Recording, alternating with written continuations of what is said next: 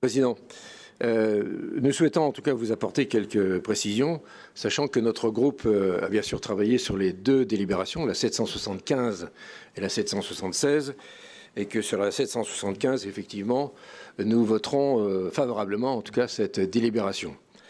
En revanche, pour la 776, considérant quand même que nous sommes sur des désignations qui sont importantes, et comme l'a rappelé très justement et très simplement notre collègue de la France Insoumise à l'instant, puisqu'il apporte un soutien à la liste que vous présentez, il nous serait agréable, Monsieur le Président, avant de prendre position, avant de prendre la parole, que vous puissiez nous donner communication de votre liste. Monsieur Grivel, je donnerai communication de la liste après les prises de parole, mais je vais redire les choses très simplement et très clairement. J'ai proposé à votre groupe, comme au groupe Inventer la métropole de demain, au groupe progressiste et républicain et au groupe Rassemblement de la droite, d'avoir chacun un titulaire et un suppléant au Citral. Vous ne m'avez pas encore fourni de nom. Donc soit vous nous fournissez des noms et il y aura, comme je l'ai souhaité, des membres de l'opposition représentés au Citral, soit vous ne nous fournissez pas de noms et nous compléterons la liste avec des membres de la majorité. Voilà, donc je vous redonne la parole, sauf si vous avez terminé, Monsieur Grivel. Pas terminé, en tout cas on n'en a pas terminé sur cette question très importante. Donc ça confirme bien les propos que nous avons pu avoir, puisque nous avons obtenu quand même une réunion de travail avec vous sur ces sujets pour en parler très simplement, pas du tout sur le plan polémique. Vous confirmez effectivement la position que vous prenez.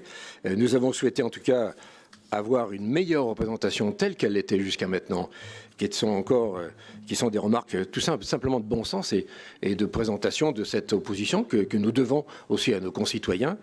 Et il est en tout cas regrettable que nous ayons un refus de votre part de nous maintenir au moins dans la représentation que nous avions auparavant, ce qui nous semblait un minimum par rapport à la représentation proportionnelle, thème que vous développez très très souvent. Et pour vous donner notre position beaucoup plus détaillée, je passe la parole à Max Vincent. Oui, Monsieur le Président, mes chers collègues. Au 1er janvier 2022, le syndicat mixte des transports de l'agglomération lyonnaise laissera place à l'autorité organisatrice des mobilités des territoires lyonnais. Cette AOMTL, outil précieux pour développer une politique de mobilité ambitieuse et à la bonne échelle sur notre territoire, disposera d'un conseil d'administration en remplacement du comité syndical actuel. Celui-ci comprendra, outre son président, 24 représentants de la métropole, ainsi que des représentants de la région Auvergne-Rhône-Alpes et des 11 établissements publics de coopération intercommunale membres. Nous sommes aujourd'hui saisis de la désignation des 24 représentants de la métropole au sein du conseil d'administration de l'AOMTL. Lundi 6 décembre dernier, après sollicitation, le président de la métropole a réuni les 4 présidents des groupes d'opposition afin d'évoquer cette désignation. Le président a indiqué aux 4 groupes qu'il souhaitait ramener leur nombre de sièges de 7 sur 23 représentants de la métropole à 4 sur 24, soit 17%, alors que nous pesons 44% de ce conseil. Monsieur le Président, vous avez proposé que chacun de nos groupes ne dispose plus que d'un seul siège, en précisant que vous ne souhaitez pas être mis en minorité par une majorité de circonstances au sein de nouveaux conseils d'administration de la OMTL. Vous savez très bien que ce risque n'existe pas, puisque quoi qu'il en soit, vous serez majoritaire en voix sur la base de vos seuls représentants. Tout comme nos collègues des autres groupes d'opposition, le groupe Synergie considère donc que cette proposition indigne est irrecevable. Elle méprise les équilibres politiques issus des élections au suffrage universel direct de 2020 et donc nos concitoyennes et nos concitoyens qui nous ont élus. Pour que la répartition des représentants de la métropole au sein de ce nouveau CA soit vraiment respectueuse du pluralisme démocratique, il conviendrait de s'appuyer sur un principe de proportionnalité du nombre de sièges entre les groupes politiques en fonction de leur poids au sein du Conseil de la métropole. Quelle que soit la méthode de calcul retenue, à la plus forte moyenne ou au plus fort reste, l'application d'une répartition proportionnelle permettrait au groupe que nous représentons d'obtenir 9 à 11 sièges. Malgré cela, nous avons seulement demandé le maintien de notre représentation à l'identique de l'actuel comité syndical du Citral, à savoir 7 sièges. Cela permettrait à la majorité métropolitaine, avec 17 sièges sur 38, représentant 50 voix sur 98, de rester majoritaire au sein du conseil d'administration de la OMTL, sans même compter la voix du président de la métropole, qui sera président de droit du nouvel établissement. Nous sommes même allés jusqu'à proposer un gentleman agreement afin de rassurer le président sur nos intentions de ne pas bloquer la machine.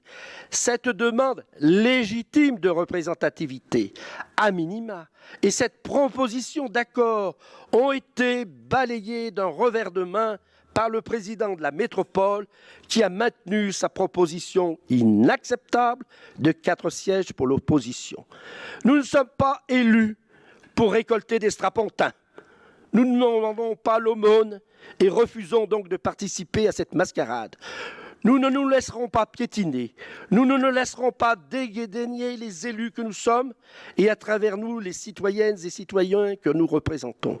Nous sommes une nouvelle fois stupéfaits par cette volonté éhontée de bâillonner l'opposition et abasourdis par votre incapacité à appliquer les principes démocratiques de base, alors même que vous vous en étiez fait le chantre pendant votre campagne. Nous réclamons une présence à juste proportion au sein du conseil d'administration de la OMTL, car cette représentation nous paraît essentielle sur le plan démocratique. À défaut, nous ne participerons même pas au vote pour ne pas cautionner vos agissements antidémocratiques. En tant qu'élus, nous voulons légitimement nous assurer que le plan de mandat du Citral corresponde aux besoins de notre territoire et ses habitants.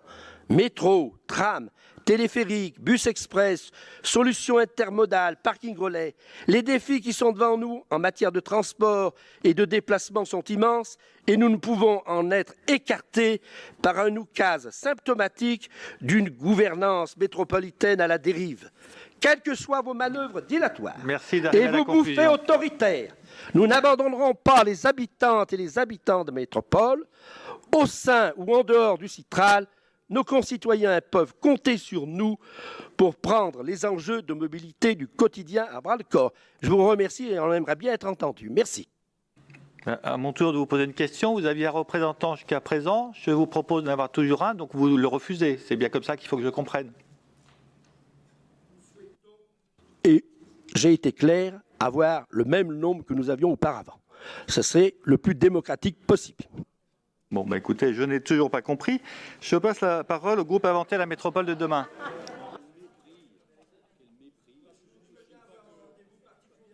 Parce que la parole est à Monsieur Pelaez. Parce que je respecte totalement votre intelligence, Monsieur Bernard. J'imagine que vous allez comprendre. Ne faites pas celui qui ne comprenait pas. Monsieur le Président, d'abord, je veux remercier Max Vincent parce que je trouve que son intervention est particulièrement bonne.